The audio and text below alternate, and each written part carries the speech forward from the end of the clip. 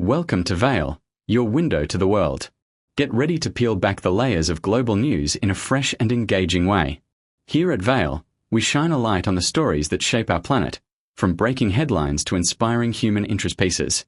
Join us as we navigate the complexities of current events, providing clarity and context to what really matters. Stay informed, stay curious, and let's explore the world together. Don't forget to subscribe, comment, and like for your daily dose of headlines that matter. The cost of sovereignty, navigating the legal and political minefield of frozen Russian assets.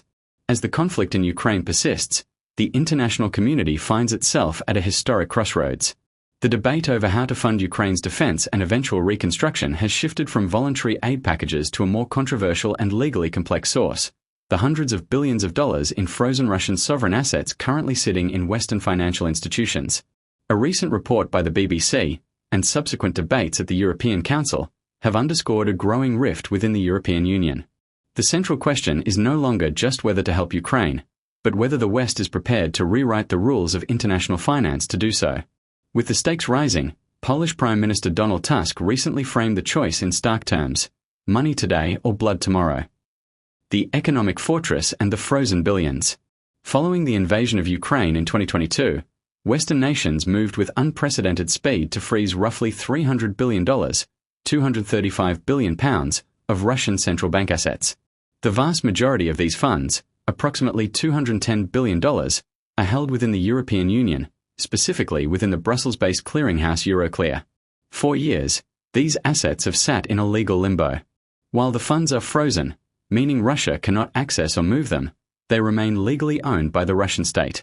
As these assets mature and are reinvested, they generate billions in interest, profits that have become the first target for EU seizure. However, the movement to seize the principal amount, rather than just the interest, has ignited a fierce debate that threatens to fracture EU unity. The reparations loan, a house divided. The current focus of the European Council is a proposed reparations loan. The plan involves using the frozen assets as collateral to provide Ukraine with a massive injection of capital. Proponents argue that this is a morally justifiable way to ensure the aggressor pays for the destruction it has caused. However, the proposal has met significant resistance. Belgium, the primary custodian of these funds through Euroclear, remains a vocal critic. Belgian officials have cited legal, reputational, and financial risks associated with the seizure. Their concern is twofold: first, that such a move violates the principle of state immunity, and second, that it could undermine the euro status as a global reserve currency.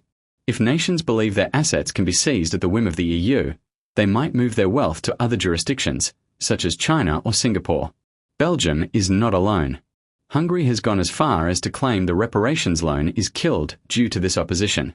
In recent weeks, Italy, Bulgaria, and Malta have joined the chorus of cautious voices, suggesting that the bloc should look for alternatives rather than risking a precedent that could destabilize the global financial system. Legal precedent vs moral imperative. The standoff is ultimately a clash between the rule of law and political necessity. International law generally protects sovereign assets from seizure under the doctrine of sovereign immunity. Deviating from this would be a move into uncharted territory. Latvia and other Baltic states argue that the issue is political rather than legal. From their perspective, the destruction of Ukrainian infrastructure creates a moral debt that supersedes traditional financial norms. They argue that international law must evolve to hold states accountable for flagrant violations of the UN Charter. To bypass the deadlock, the EU is looking toward a qualified majority vote. This would require at least 15 member states representing 65% of the EU's population to approve the measure.